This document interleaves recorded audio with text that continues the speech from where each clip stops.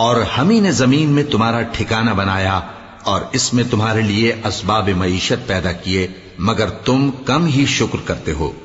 اور ہم ہی نے تم کو ابتدا میں مٹی سے پیدا کیا، پھر تمہاری شکل و صورت بنائی، پھر فرشتوں کو حکم دیا کہ آدم کے آگے سجدہ کرو، تو سب نے سجدہ کیا لیکن ابلیس کہ وہ سجدہ کرنے والوں میں شامل نہ ہوا۔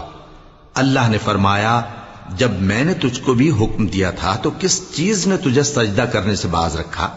اس نے کہا کہ میں اس سے افضل ہوں، مجھے تو نے آگ سے پیدا کیا ہے اور اسے مٹی سے بنایا ہے۔